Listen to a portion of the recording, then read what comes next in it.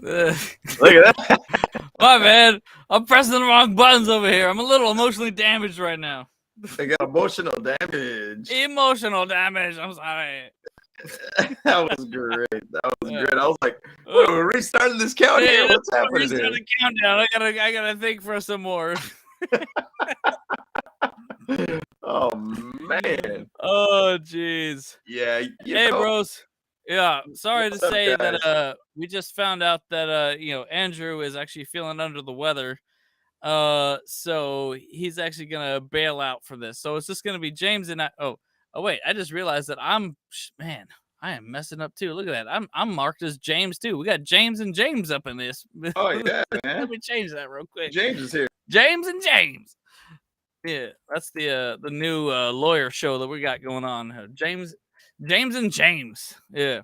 Hey, so James that's and a James. little tribute to Richie Ricci, right there. So Yep. yeah, Mr. Yep. Lawyer himself. So Yeah, man. Ooh. Man. Uh, So I mean, it's a game is just what it is. Yeah. It's I didn't come in to win this game. I expect us to be able to, I mean, I felt we were going to play well. I just don't feel like we were going to come in to win this one. But this is on the next game. I basically said it best right now. I think he said on. Well, I don't know if he said on this game, but for me, on to the next game, whatever. Like, I think Herbert was looking real healthy in this game. He was getting some long throws. He was making the plays that you definitely see Herbert make. Big difference is Char got injured. Tito Obono was done. It just pretty much. And then obviously, what was it? Covington got injured too. I mean, it put the dang line coach with some pads and a helmet on and out there. Yeah, man. Yeah. What are we doing? I mean, you can only go so far with so many different injuries like this, and being the most injured team in the NFL. Yeah. And it's just every week somebody's injured. Yeah. I think by salary cap we have the most basically dead money all year. Excluding quarterback stuff. Yeah. It's like, hey. But you know what, though? I mean, let me just throw out something positive. I'm a little bit more negative and stuff like that, But, like, we had our second team wide receivers out there, and we still kept them, behind most of the game. So they just, they came out hotter in this after the half. But the truth is, too, we had so many opportunities that we great field position and stuff like that.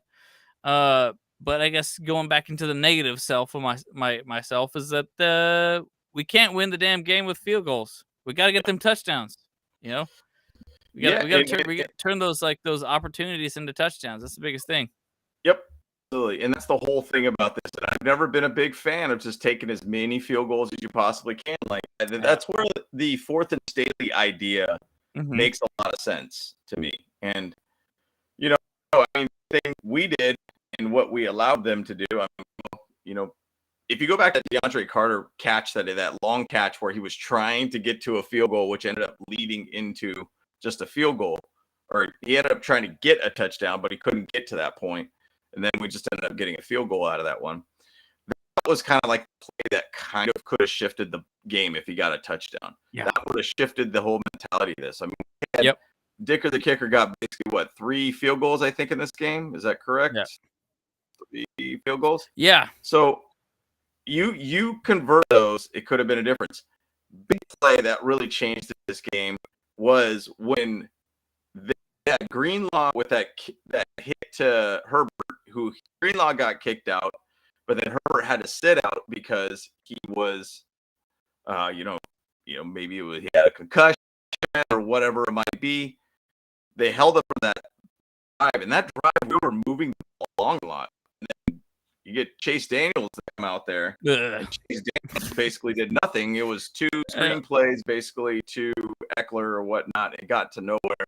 Well, yeah. Why the heck would they make him throw the ball anyways? Just hand the dang ball off. Give it to Eckler and just do 2 running back situation. Get Horvath to lead block. Just no, don't make Chase Daniel throw the dang ball. What are you trying to do? Throw some ducks, bro? I mean, well, and that's the thing. Like it was odd to see that he was actually trying to throw the ball when the guy probably wasn't even throwing a ball on the sideline. He was going on the cold shoulder and everything, just trying to throw the ball around, and they were all high throws, and they're just all off completely. Yeah, it didn't make any sense. Now I'll say, as the entire game, we ran the ball a lot to the right, which I get it. Zion Johnson's over there, and then you got Corey Lindsay get involved, but then you got Foster Sorrell on the right side. First start of his game, of his career, excuse me. Yeah. And you kept running to the right all the time. And what are we doing running the ball to the right to a guy that has never played a game in the NFL? Right. Expect him to be able to be, Trey Pipkin or whatnot, which he's a good right tackle and everything for us. But it's just kind of weird that they kept doing that. And I'm like, is Jamari Sawyer not that good? Is Matt Filer not that good at the ball or whatnot? Crazy. And then you go maybe it's good. I think the way that would mindset would work is maybe they're expecting them not to expect to run on that side. I guess I don't know. I mean, if you keep beating your head on the wall, eventually you're gonna keep just get knocked out at some point. I guess I don't know. I'm trying to make some funny acronym or funny saying of some sort, but it's like I don't know. It's like you're just going to not get anywhere. And there was so many times that there was a very much just you ran into a wall every time, or you lost some yards, or you didn't really get anything. I mean, Daniel Popper tweeted about it. He said, "Hey, these first down runs ain't working, man. Yeah. Why do we keep doing it? But the thing about this game, though, bottom line, if you had a full squad, this would have been a different game. This would have been an absolutely different game. Even just have Allen and Williams out there, it would have been a totally different game. Or even in general, it would have been a different game. Or Williams, it would have been a different game. Just one of those guys. Yeah. It would have been a completely different game. So, I'm looking at this, and preseason-wise, I said we're not going to win this game. We didn't win the game. Yeah. Cool. Yeah.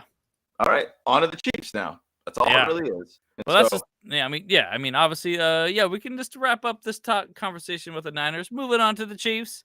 Let's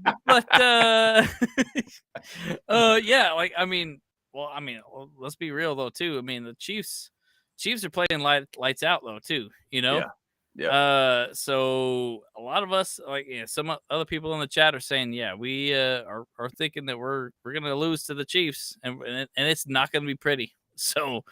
But like we say, hey, when we lose big.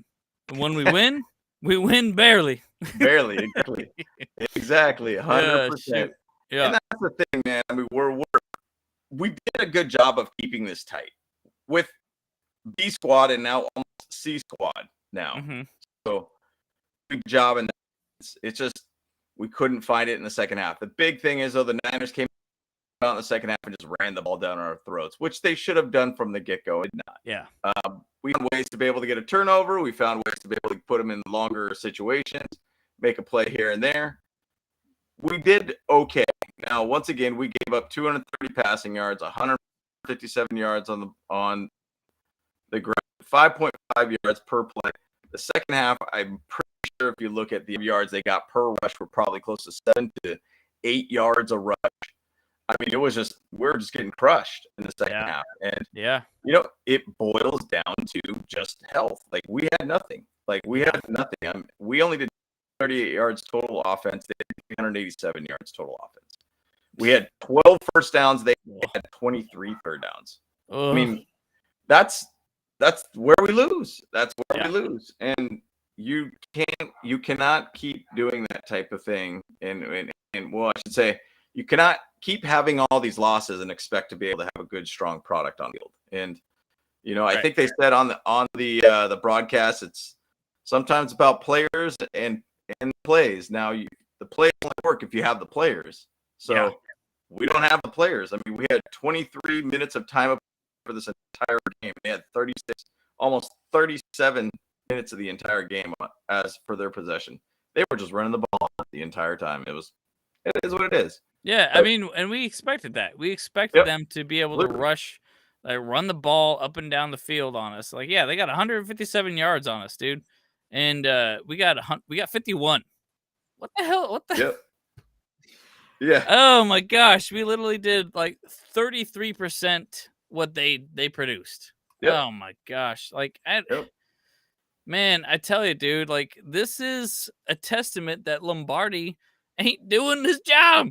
Like, bro, like he is just not, having a good day out there. Like I don't know what he's doing. He's just not really adjusting well. I mean, I clearly saw a couple times that he just did that the typical, run 10 yards out and then go left and right. Like, bruh, that ain't gonna, you ain't gonna get nobody open at that 10 yards out game. You can't be dinking and dunking every single time.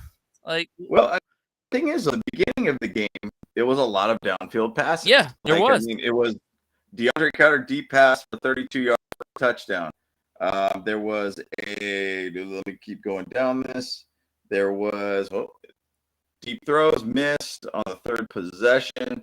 3rd and 4, 19 to Palmer. Great, awesome. There was Eck 3rd and 4. That was the first drive. And then it just kind of seemed like they held back a little bit on like trying to throw the ball deep. Palmer TD for deep that was another deep throw. Yeah. It was almost like in the first and second half, first and second quarter, they said, "Hey, let's throw the ball deep. Let's throw the ball deep." And then after the half, they were like, "All right, well, we're just kind of trying to figure it out at this point because we got nobody on their defense to really make a play." So the offense, in my opinion, needs to take over the game at that point. Yeah. And Gerald Everett going down. Now we're stuck with Trey McKitty. We don't even have Donald Parham. He's not coming back for another 3 weeks. Like, it's all injuries at this point. Like, if you don't have the players, you can't make the plays. The plays make the plays, also help the players. And so we're just at a point where we don't have players to make the plays anymore. Yeah. And it is what it is. It is what it is. Yeah. Yep. So, and this is the thing. The chat's blowing up and saying, "Look, the next man up mentality is not our thing." And I keep kind of saying a little bit about this too. And like, this is my biggest criticism to Tom Telesco. His ability to make depth for our team has sucked for the past 10 years. And the proof is in the pudding because none of our drafted players after the first round, second to second round, have made it to the Pro Bowl. Absolutely none. None of them. This might be the first year that happens because Jamari Salyer is freaking balling out. So, I mean, and they were even talking about that, how like Herbert has only been sacked like, I don't know, like before this game, like 10 times all year. And so what did he give up? 1 sack? 2 sacks maybe this game? Yeah. So which is still top in the leagues. That's still top in the leagues. Yeah. So we got 12 sacks total for Herbert, whatever. Obviously, we had a major sack in the Chiefs game, and which one he's still lingering from. Yeah. Right. Yeah, but the point I'm saying is that next man up mentality does not work for the Chargers because our depth sucks. Yeah. Bottom line, like I'll say though that this year is probably some of the best depth that we've ever had. Why I'm saying this because some of the draft picks have actually worked out. Like the Jamari Salyer pick, 6th round, that was a complete steal. When you start looking at, say, let's see, another 1st round pick that we had, Zion Johnson, he's a staple for us, the right guard. Yeah, awesome, best situation we could have there too. The thing is, though, that we started doing in the offseason with Kyle Van Noy. Kyle Van Noy's out there making his plays. Kenneth Murray has flashes every now and then. Troy Reeder was a guy that we signed who ended up giving up a big pass in this game. Kind of bad pass coverage. I mean, your depth can only be for so far into the team. Like, our defensive line is now down to 3 dudes. There's 3 guys for our defensive line in this game. Bro. And that was it. Otito Ogbonnia was going to be, in my opinion, I was excited to see where he would go with this season. He's got an injury. He looked like he was crying leaving the stadium. He knows what it was. It was basically, it's a knee injury for the guy. He's toast for the season.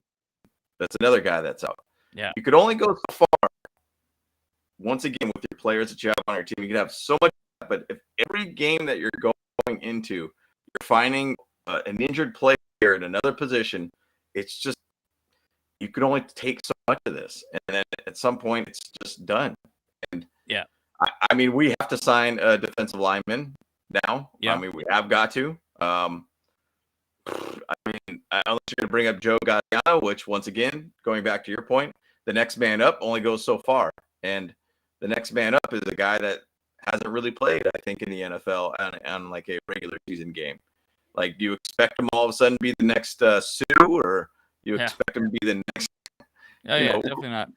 Great next best defensive lineman or whatnot? Like, it's a tough thing when there's that next man up mentality, which has been the Chargers' mindset forever. Yeah, exactly. Ever since freaking Anthony Lynn, even before that too, So Yeah. I think Richie was just talking directly to you right here. It's like, James, you're right, but when you get injuries, it is on the GMs to backfill that spot to ensure that they grab the right guy for the scheme. And that's just kind of what we haven't really been seeing. I mean, who we got now to backfill those spots? Like, we're struggling here, Yeah, I mean, I looked at our salary cap, and I don't know what we could do, but this year we got 4.7 million left on team cap space. No, really? I thought we I thought we were like nothing. I thought we were negative already for like overthecap.com. That's what it says. So we're at 4.7. Next year, I know it says we're negative at 7 million. Okay, I'll take a milli. I'll get out there, boys. Let's go. Let's go. Yeah, just give me a milli. Actually, no, give me a hundo. Give me a hundo. That's fine. That's fine. That's all I need. Right. But this thing is, though, like we spent so much dang money in this offseason expecting us to be very, very healthy for the season. And where we're at. J.C. Jackson, Joey Bosa, Keenan Allen, Mike Williams, Tito Obonya, who else is injured on our team? Rashawn Slater. Now Pipkin's out for the game, which then we had to put a guy that's never started a game in the NFL. Herbert got an injury. Gerald Everett probably has a really serious injury on with his groin muscle now. Like, dude, it's every week. We are, what are we in, 9 games into this year?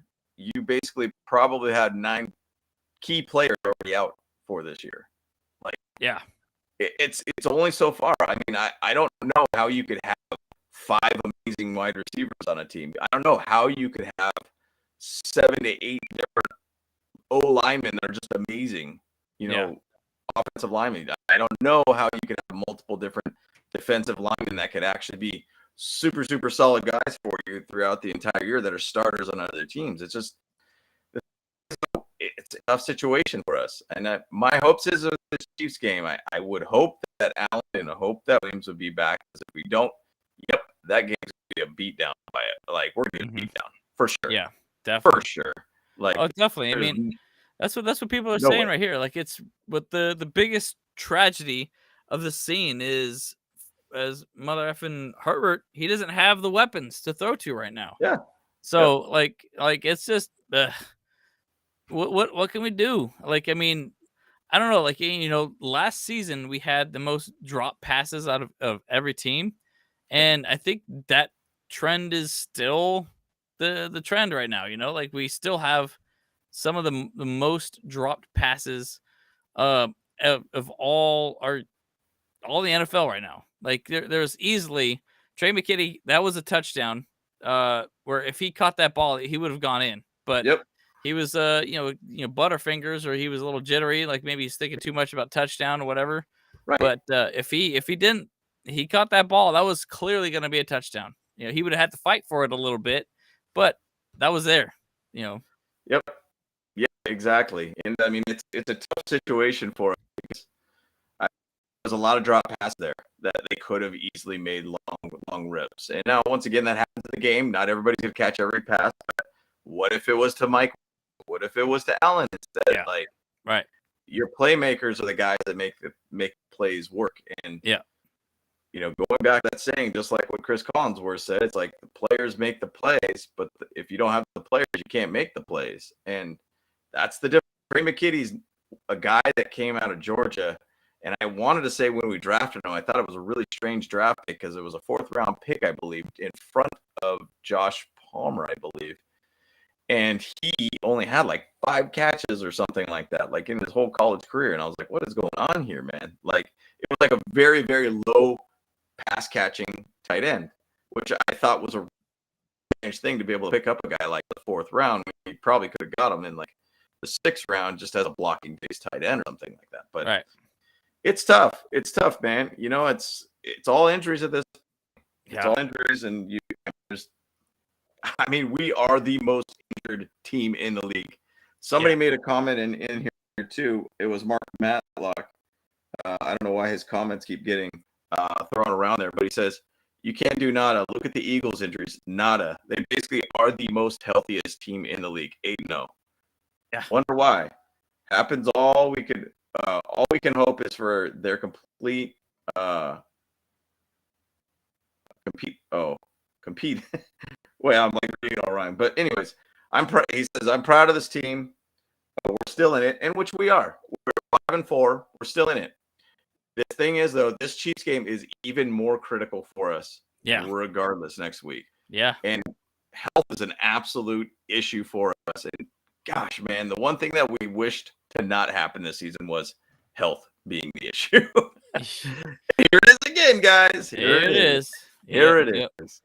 So, you know what? And I ain't gonna lie, I kind of started to hint at that a little bit, maybe like right before the season kind of started. I was like, look, I feel like it was a danger that we have so many veterans on the team. Like they're big name players. Yeah. And they're all older and stuff, but that, and that's crazy that, we got some really good talent and stuff like that, but we all know that the injury bug hits people a little bit harder after a certain time. Cause like, let's be freaking honest.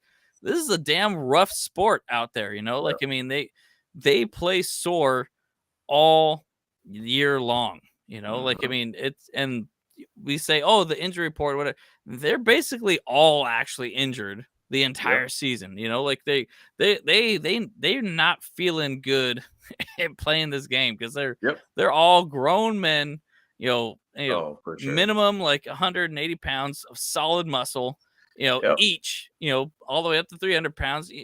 Hey, I ain't gonna sleep well like with that kind of stuff kind of going on.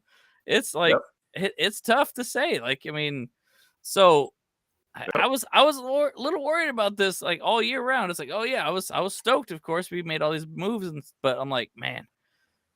But it is the thing that is a theme with the Chargers. We find ways to be able to get injured, and once again, Richie says the same thing. 100% of all players are hurt. Absolutely.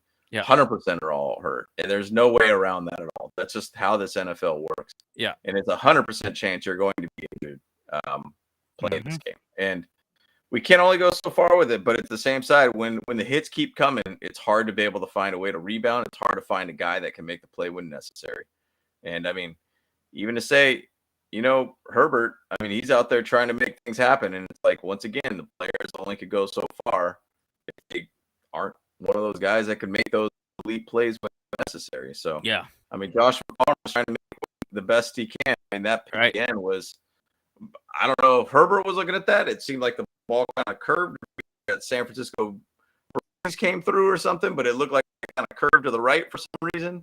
Yeah. But I don't know, Palmer read that thing wrong because I mean, it seemed like he had good like corner or just basically a little bit of a slant on his route, but I don't know, whatever it was, man, it was odd. I mean, I don't know. I mean, I don't know. Dicker had a kind of a curve, a little curve there, like, I don't know. He's got some curved dickers, you know what I'm saying? Yeah. So like, I'm like, yeah. That was weird, man. I mean, I saw that when that one kick, I was like, whoa! Like, I was like on a roller coaster ride. I was like, oh shoot! Oh yeah. Okay. It's like, whoop. Yeah. I was like, what the? Jeez, man. Like freaking. That was good. That was good. So weird. That was yeah. But hey, so who wants to volunteer to punch Joe Lombardi in the face? I know only one Steezo. He's down for sure. He's down, yeah, man. Yeah. Go find that dude, man. Yeah, man. It's tough. It's tough, man. But once again, this is an injured team, and hey, we stayed competitive, and that's the one thing that you want to see from your players. Right. And I personally, in my opinion, like I think the coaching is just trying to do the best they possibly can. If it's Lombardi, it's Staley. I think Ryan Fickens is doing a phenomenal job with his side of his game that he's managing, but it's very, very tough. Once again, it is the players that make the plays, by the way. Mm-hmm. There is that side, though, with Lombardi, like what we talked about earlier. Why do you keep running the ball on the right? Why do you keep doing it? Why do you keep running at Nick Bosa like all the time? Yeah. Like, what are we doing? Like, let's work the other side. I think the other side might be a little bit more like battle tested and ready. Matt Filer, and then you got obviously Jamari Sawyer over there. So why are we not doing that? Why are we not going more to the left? I mean, it's interesting to this game offensively. We only have a total of 238 yards, 187 passing yards and 51 rushing yards. 51. Hey, we had some ketchup bottle out there for some freaking rushing yards. I almost hide 57 there. That's right. It's 57, not 51. Yeah, it's 57. It was close. But it is the thing is, I felt like we had a lot more yards than that, and I felt like, wow. And then I started looking at it, and I was like, whoa, that's really a bad game. Like, but I mean, if you go back to the simple fact, they hit with 12 first downs, they had 23. Why did they have 23? They ran the ball down our freaking throats. Yeah. Hey, you kick them when they're down, and they were two defensive linemen out. Now you got basically 3 only. They're going to be gassed. You keep running the ball down their throats. Yeah. Hey, hats off to them, man. Hats off to them, man. Yeah, dude. I mean, Kyle Shanahan played us the right way. I mean, that's what else can you say about that? I mean, they were 9-17 on third down, which is basically, well, we were 6-16 on that. So like they better, and like in fact they were even better at 4th and Staley than we were. They were 1-1. So we were 0-0 or 0-1 on that. So like shoot. I mean, that 4th down was just I believe it was just a quarterback sneak, I think. Yes. Yeah, I believe converted. So. The 4th down we tried was obviously the one that we didn't get on like the our 8-yard line. Right. Yeah, I mean, honestly, like hats off to them. They held them to basically a field goal. Like, somebody would have made a big stink about that because that was to do that. Obviously, 8 yards to basically give them a touchdown, but hey, our defense still held up, and I think for the amount of red zone possessions that we've only given up 1 touchdown the entire game. So, as a positive, that's a really good stat to even look at. That even with a banged up squad that we have, like we still found a way to be able to, do what we need to do in a red zone when it's critical time. So it's crazy. Yeah, I mean, that's honestly the biggest positive out of this thing. Despite how banged up we are, is that we're still fighting out there. Yeah. Like like I thought they were going to get a lot more touchdowns on us like the first half, but we held them. We held them back, like we went, I think they went like 3 field goals in a row. That was about it or something like that. And they didn't really, how many touchdowns did they get in the first quarter? Like, or first half? It didn't seem like there was many. Like it was like just they constantly. Only had one. Yeah, they only had one. And we only had one as well. But like, but we kept holding them back, and like they punted multiple times, and they field goals. I think actually, that was it. I saw 4 straight drives that that they had no points out of it, and that's huge to me. Like this was a huge defensive battle for sure. Yeah, and that's once again these are all these guys that are just backups, and they're fighting. I mean, Sebastian Joseph Day is out there doing his thing. He still seems like he's out there very, very focused on the game. Khalil Mack's making plays. We don't have Bosa out there, but you're hearing that he's in the building now. I mean, bottom line, once again, the we're almost a good team, Chargers, which always tends to be that way for us, dang near mostly every single year for some reason, that we almost are there. But if we just find a way to be healthy, we will be a very, very good team. I guarantee that. Now, we're in a situation in our line that we're in a very, very bad situation, that we're only going to have to go find somebody to sign. Now, who will sign? I have no idea. But bottom line, if we were healthy, this would be a very, very scary squad. Even when we were chatting with the Out of Your Falcon Mind guys, they were like, man, if you guys are healthy, this would be a scary team to play against. Yeah. And it's absolutely true. Absolutely true. Yeah.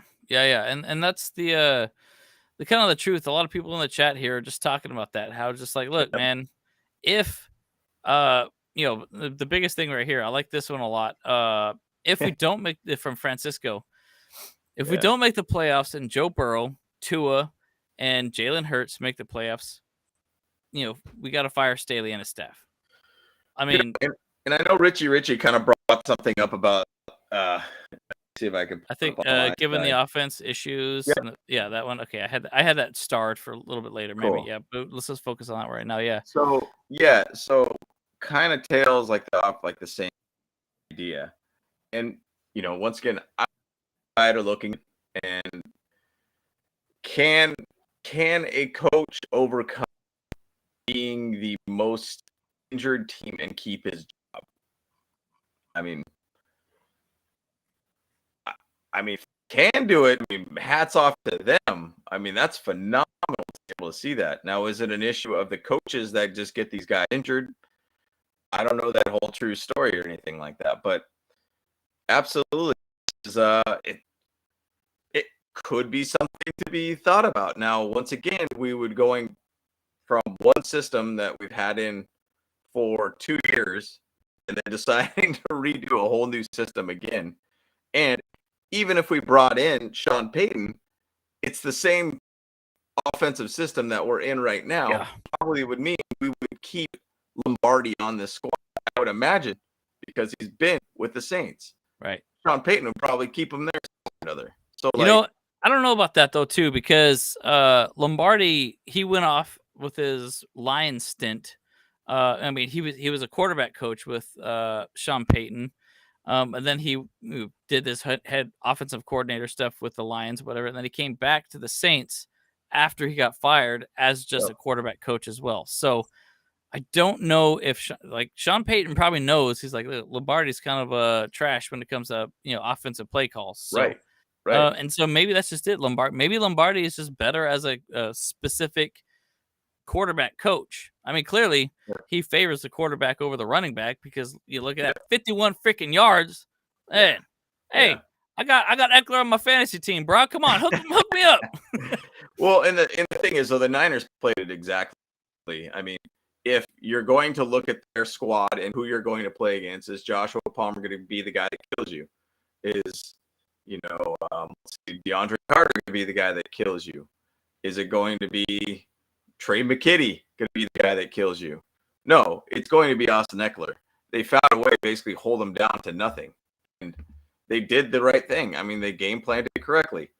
They game planned in the second half. Well, just keep running the ball. We'll get 8 yards every single run at this point. They played it correct. They played it exactly correct. And if I was a coordinator, I would have done the same exact thing. Like, they just outcoached us in that sense. And I mean, we just don't have the players to really back up our offense. And and I know it was who was it that something talking about Mark talked a little bit about Herbert's ribs are still hurting. And here it is. Yeah, I was kind of noticing he was kind of rubbing his rage every now and then. And so I saw that. I mean, that injury is going to take a long time. And I mean, the more he keeps taking hits, the worse it's going to get, and the longer it's going to take to heal. So yeah, just because Herbert's not on the injury report does not mean that he's still not hurt. Of course. And I was actually say this though too. That hit where he ran out and he became a runner, or whatever. Like in they threw that penalty or whatever. Like that was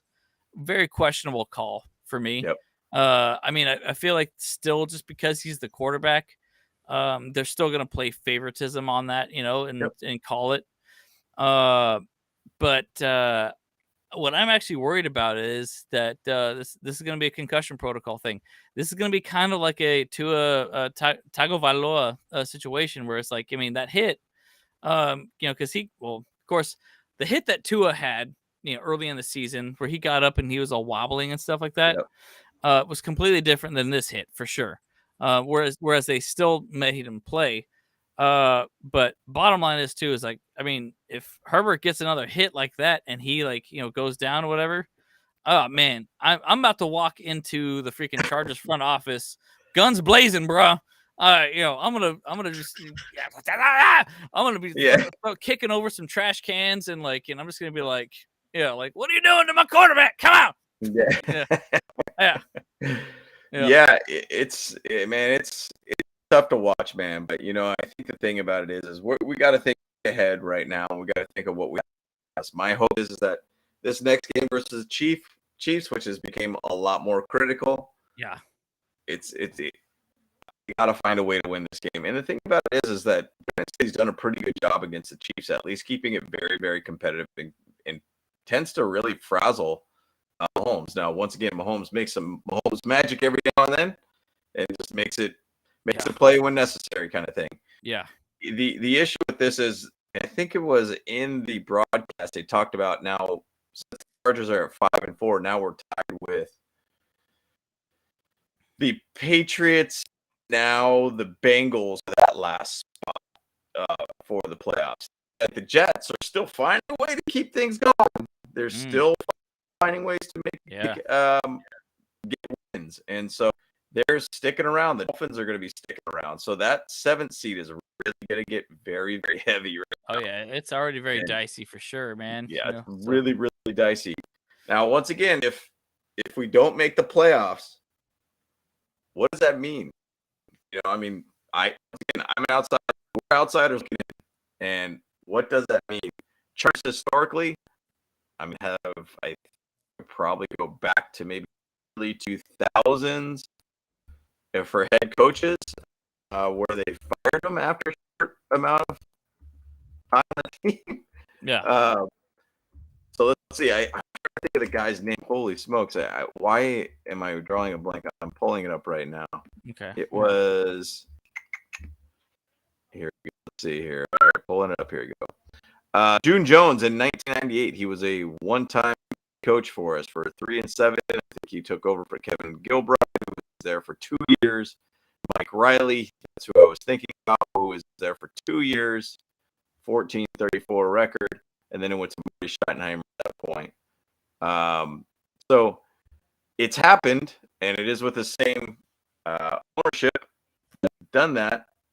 Now, I'm not saying Brandon Staley's going to be that guy, but I like Brandon Staley. I'm a backer of him and everything.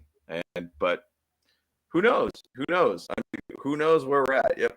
Mark Matlock, Mike Riley. Yeah, that's something that you could think about. But I don't think it's going to happen. I don't think Staley's going to get fired. I think the Chargers like Staley. And to be honest, coming up into this point of the season, there is an aspect that the coaching is actually keeping us competitive. And it's the team's getting up. And that's the thing. Like, if you go back to the firing of Frank Reich over at the Colts, I think the team gave up on him. As we saw today, you play Saturday and then they beat the Raiders. Yeah. Well, I mean, it's actually funny. He actually that coach. He tweeted. He's like, the Raiders look like garbage. And then, like the week before. And then, of course, he comes in and he smokes the Raiders. So it's quite humorous. That's quite humorous. That's pretty awesome. Yeah. But, it's funny. Yeah. But I think you're right, though, too. Is like, I mean, I feel like coaching actually might be what's making the Chargers competitive, obviously. Like, we're playing with all of our scrubs out there. We know that we have terrible depth, from everything. I mean, I ain't gonna throw shade though. I mean, I like DeAndre Carter a lot, and he does have really good potential and stuff like that. But he's not necessarily a fast guy. And I was a little bit more hopeful about his returning abilities and stuff, but we haven't really seen any returns for touchdowns. But yeah, our 100%, our coaching is actually what's keeping us competitive and not just. But not our offensive coaching; it's our defensive coaching. So Staley's doing his job right. I feel like. I think he is. He is. I really think he is. And so, bottom line is, it's definitely Lombardi. But that really just means to me that Staley needs to balls up and just be like, Lombardi, you got to go. Like, and he's not doing that. He likes his guy. He likes the consistency. And maybe that's just the problem. It's like, so like, look. You got to make that tough choice sometimes. That's why you're the head coach. Yep. And I mean, I don't anticipate if there was in that position. I don't anticipate it to be this year, during the year, and this late in the season, in my opinion. But it's a hard thing when you got them almost having the ball 37 minutes versus you only having the ball for 3 minutes. That makes a tired defense. That makes injuries happen. Yeah. Basically tough. I mean, you could also really point towards the offense that, hey, you on your job to be able to give our defense a rest. And so there is that for sure. If I'm going at the end of the season, Brandon Staley's going to stick around. I'm pretty positive that Lombardi would go. I'm pretty positive. Now, hey, who knows? Maybe next week. What if we get Allen and Williams back? It just looks like who knows? I mean, we're talking about it now after when your emotions are high, after it's getting lost. Like, this is just kind of the normal conversation. True. But it'd be interesting to see if Lombardi not getting fired. He ain't getting fired during the season, that's for dang sure, in my opinion. It's gonna eventually end up being Shane Day, in my opinion, if this trajectory keeps going this way. Aether saying Herbert will not lose next week. He will throw the ball 70 times. If we do have the players in those positions to throw the ball 70 times, his arm fall off. Right? Jeez.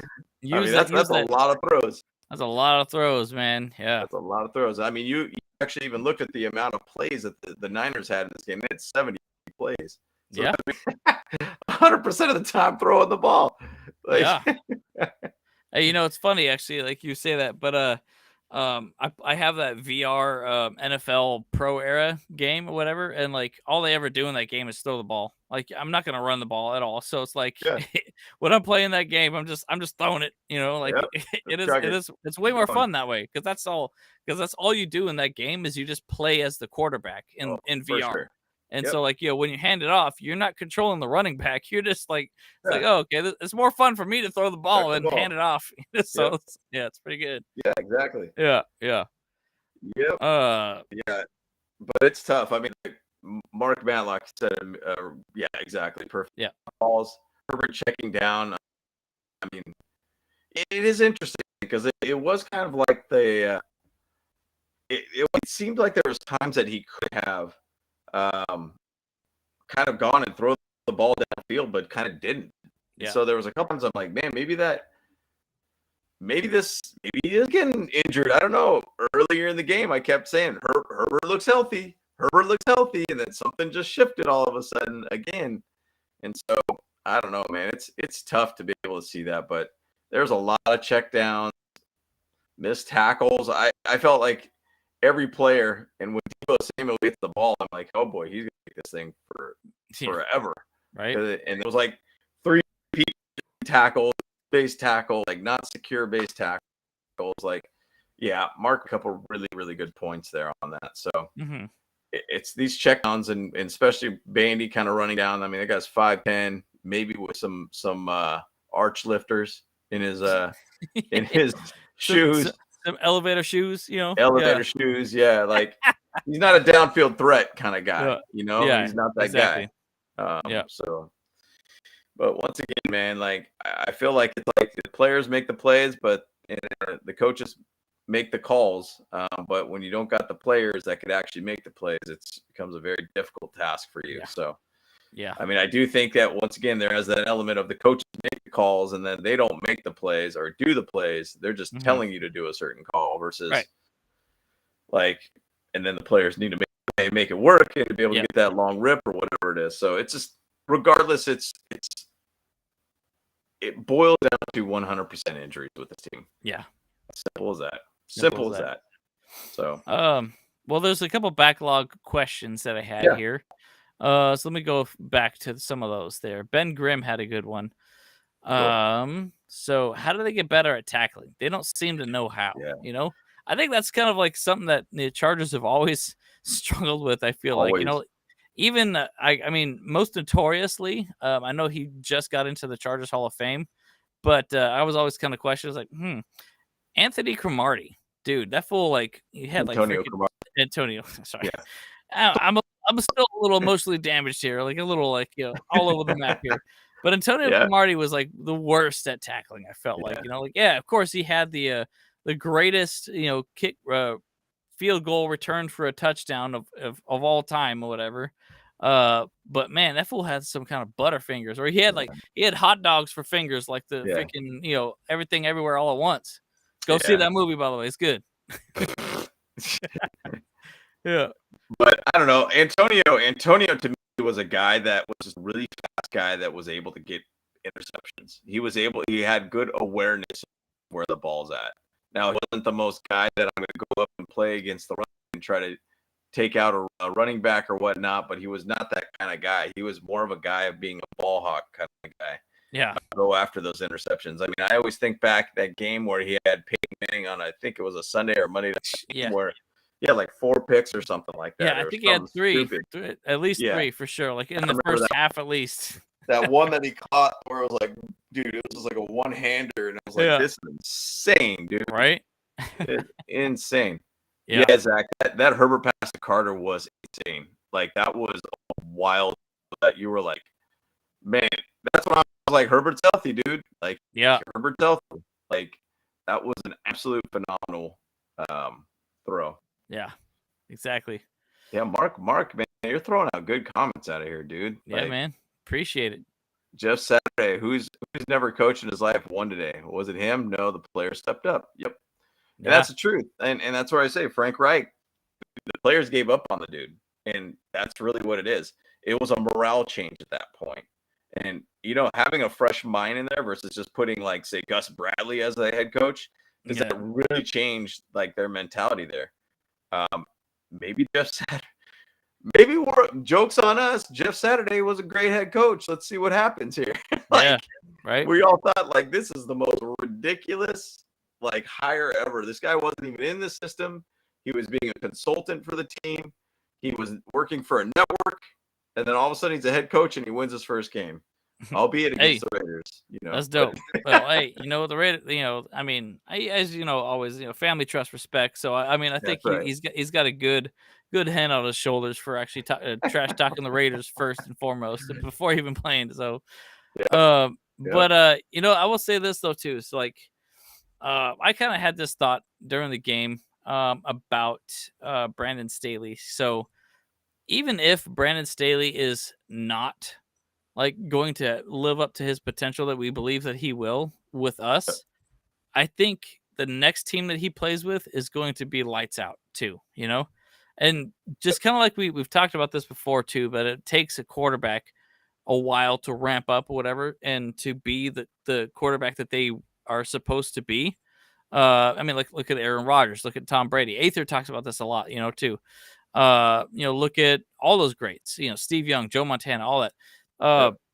It takes them a few years to get everything right. And that's kind of like, and that's the same with coaches too, you know? I mean, Bill Belichick coached the Browns for a while, and you know, they weren't good when he was coaching them either. But then he goes on later to coach the freaking Patriots, and then he wins, you know, gets to the Super Bowl like 12 times and wins like 7 of them. So like, yeah, dude, like, so, and that's what I'm worried about with Staley is that, like, you know, we are his tutorial level and he's going to, like, you know, figure something out. So the next team that he's going to coach at, he's going to be lights out. And that's going to, like, really piss me off because, like, it's like we had him, you know, like he was on our team. So, well, and that's the thing, too. The Chargers for the last 3 head coaches basically were trial period, like, type coaches. Like, right. I mean, Norv Turner, he was a head coach with the Redskins, I believe, back in the days. Is that and right? the Raiders too. Yeah. And the Raiders. Forgot about that one. Yeah. He's obviously been in the league. He's won Super Bowls. Mike Riley, June Jones, Kevin Gilbride, like those guys were kind of that same kind of mix of coaches. But I mean, more recently, you got to think the last 3 hires. Mike McCoy, that guy was basically kind of bouncing around. I mean, eventually got a job at like offensive coordinator. I think he's with the Lions now or something. Or no, he's with the Jaguars now. He was also with an offensive coordinator for the Cardinals for a little while. All these kind of things, but he was kind of a first-time head coach. And same thing for Anthony Lynn, first-time head coach. Brandon Staley, first-time head coach. I always would say that my biggest worries about this coaching staff is that it's a very young coaching staff. It's a lot of these guys, that are trying to figure it out for first time in their positions. And so I do want to, and I really would hope that the Chargers, and personally, in my opinion, I think Staley's a great coach. And I feel we're only at 5-4 because of coaching. I think it's purely based upon coaching. And you could look at that as a negatively or positively. I will look at it as a positive of why you're 5-4 because of coaching. But I would really, really like to see the Chargers start being kind of like an organization like the Steelers, where you have a head coach for 15, 20 plus years, and you keep a consistency of a system involved with this team. And there's a big thing about the Chargers that there needs to be some sort of culture change within this team. Now, how do you change a culture? Well, you don't constantly keep changing the culture to try to change the culture. You keep a consistent culture. And I think Brandon Staley's that guy that could create a very, very good culture, which I think he is doing that. Like, and you could say that after his first year and see all the guys that we're able to get in free agency. Derwin James got J.C. Jackson over here. Once again, that's another injury that's it's insane. You know, we got Kyle Van Noy over here. We got Sebastian Joseph Day. We got Austin Johnson. We got these guys that are coming over here that want to be able to play for this guy because they hear great things about it. Derwin James is one of our leaders. He got J.C. Jackson to come over here. Hey, like that's what I'm talking about. And I'll even just say with the Jerry Tillery move, that was probably the first time I've seen a first-round pick get cut like that for the Chargers. I've never seen that in mid-season and cutting them. Why did they do that? I think it was a culture situation for them. I think Tillery wasn't into it anymore, and I think that he just mentally wasn't. He was checked out with his team. So that culture change. That's very rare for you to see first-round picks getting cut like that mid-round or mid-year, I should say. So I don't know. I think that exactly, Mark. I think the players love Staley, and this team is not giving up on him. And until you start seeing the team giving up on this coach, that's when it's time to go. Yeah, definitely. You know, and Richie actually did have a question about all this stuff too early on here, but I kind of banked it. So here's the question, you guys. You guys like your head coach. That said, if the offense is severely underperforming and he refuses to make changes, would you not fire him for that alone? Yeah. You know, he's. I think I'm about to sneeze. By the way. Maybe not. Maybe not. You can hold it. Guys. Well, I feel like I kind of got into it a little bit. You know, I mean, like the truth is too is that like Staley does need to make those tough calls. And I know he does like the consistency, and he probably doesn't really want to think about trying to find another offensive coordinator too. And here's the issue too. Maybe Shane Day is not the guy either, and Staley kind of recognizes that right away as well. So like the question would be is like, okay, we fire Lombardi. Who are we going to get to back him up? But then again, that's kind of where Tom needs to do some back channel like discussions and maybe find somebody that could fill the spot for Lombardi and bring that to the table before we even talk about firing Lombardi.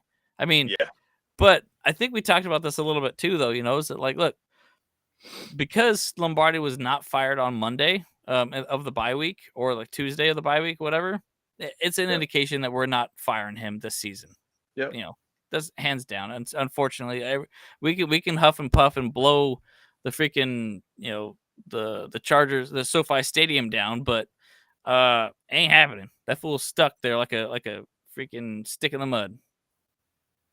Yep, that's exactly it, man. I mean, I think there's no real move in Staley's side of things. Now, once again, the other side of that discussion is, well, you are a defensive head coach and you have a pretty bad defense. You thought you were gonna last year. We were almost last against the run. I think might have been last in the run. We're giving up 27 points a game.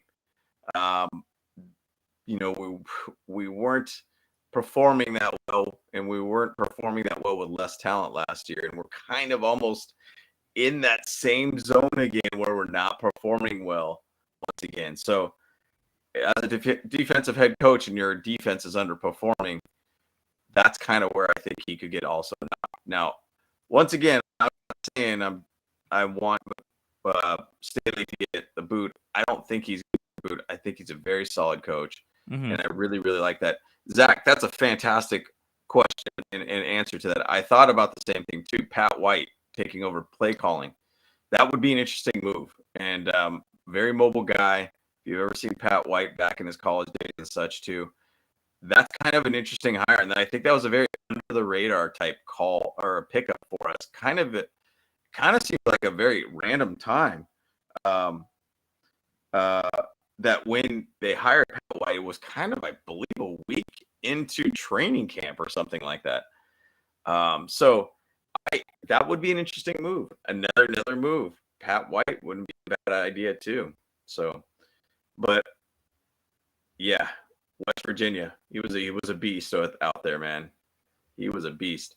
But either way, I think it's on to the next, guys. My hopes is that we do get a little bit more healthier, especially on the offensive side. I think defensively, like the stat that we pulled out, I think it was 4 out of 5 red zone attempts. We only gave up field goals. As a defense on paper, you start looking at it and say, man, they look pretty good, but guess what? Situationally, they've done well. And so something to hang your hat on. I don't think these losses are nearly as bad. I think it's not like that Jaguar loss. It's not like that Seahawks loss. These are different losses. And I don't think that is really truly that bad. I don't feel horrible out of this loss. I kind of expected this loss. I would not be surprised next week we end up finding a way to beat the Chiefs for some random reason. Oof. But that's just the Chargers' way. Like, we find some way to lose somewhere or another when we could have pushed forward to the next second, maybe in first place. Oh, we'll lose. But then next week we'll end up winning. So they kind of keep you interested once again throughout the rest of the season. Yeah, right. So, but I mean, I think us, and I guess I'm going to kind of wrap this up because I know we're at an hour now. And I know a lot of people, it's a school night for everybody. So I'm just going to say, look, this is a loss, obviously, but at the same side, we're losing a lot of players. And we're once again, I'm emphasizing a lot that the players make the plays, the coaches make the calls to make the plays. But when we don't got the players, it's going to be tough to make a effective call to be productive as a team. And I think it's really just a hard situation right now for us, but it's a situation that, once again, Joey Bosa is back in the building this week. Maybe he's coming sooner than we thought. Even in this broadcast, they talked about Mike Williams getting back, and he sounds like he's ahead of schedule now. Keenan Allen, that hamstring issue is a complete enigma to me, and I don't know what's going on with that one. But even if we get Mike Williams back, great. I would be excited to be able to see him on the field because we definitely need somebody on this field to help out. Josh Palmer will probably get pushed right into that Keenan Allen role, which then we'll have kind of that 50-50 ball guy with Mike Williams. So, and hopefully Trey Pipkins will be back next week. I mean, honestly, Sorrell didn't play bad. Didn't play great, but didn't play bad. I mean, he had a tough assignment against Nick Bosa. But I would definitely see, it was nice to see him on the field today. It was good to see him out there at least. And so,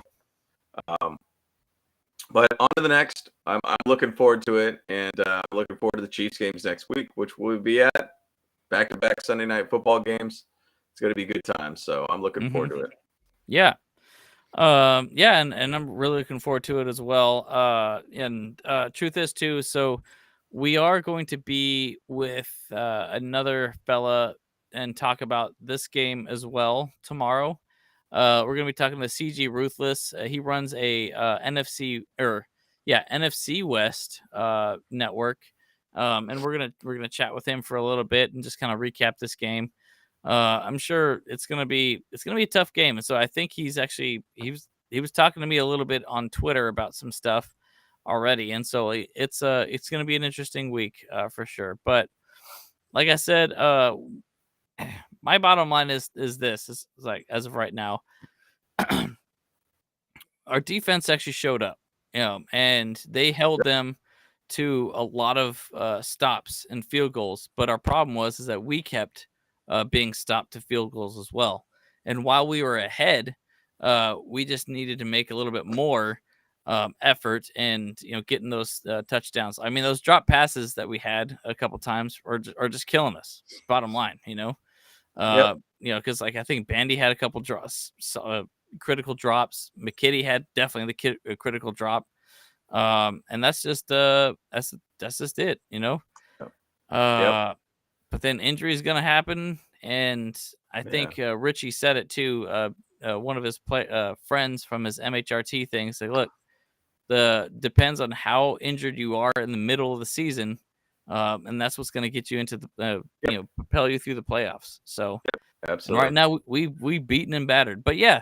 The upside is that Bosa's probably going to start practicing again, and sure, Williams is probably going to start practicing again.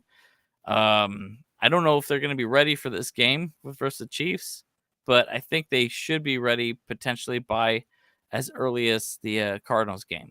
So that's my hopes. So it's my hopes. It was interesting because Francisco said, I'm not a Twitter guy, but my cousin said Keenan Allen had an interesting tweet, and it was a tweet where he showed the GIF. If anybody's seen the movie Half Baked, and there's a scene when I think he either left or got fired from the record store. The guy that's the high guy, basically. Well, they're all high, but don't worry. Yeah, not don't worry. Not gonna do what everyone thinks I'm gonna do, man. And so, that is an interesting tweet, and he says, "I'm not gonna do, freak out, man." So. And I think that's the thing. Like, I think the Chargers know, like, we are in a pretty good situation right now where just if we get healthy, just like what you were saying, Kyle, when you get healthy, things will basically get better for us. So things will get better. Things will get stronger for us. I don't think that we're off that much. It's just, right now the cookie crumbles that we got a lot of, weird injuries right now. And so. True. We'll see. We'll see about this defensive line. Yeah, that's my biggest concern here. Yeah. But that's kind of really it. I mean, I think for us, let's move on to the next one with the Chiefs. We'll be chatting with them, GC, tomorrow, and we'll kind of go from there. So yeah, and I think I'll try and set up something with Alex Givens again, and try and bring him onto the show again. I think that'd be great. Maybe, or maybe if he's not available, maybe we'll get one of his friends. So that'll be cool. Yeah, sounds good. Yeah, sounds great. But perfect. I think we kind of did our last comments and everything too. Is we good to go? We ready to roll? I think so. We're ready to get out of here. So, all right, guys. Yeah, it's kind of a rough one. But hey, I think we all can agree that we kind of expected this one to be an L. But just I think some people joked is like, hey, how about we just surrender the next game so we don't lose any more players? Yeah, can we do that? Get an extra bye week there, Yeah, an extra bye week. That'd be nice. That'd be real nice. That would be really nice. Oh man, that would be nice.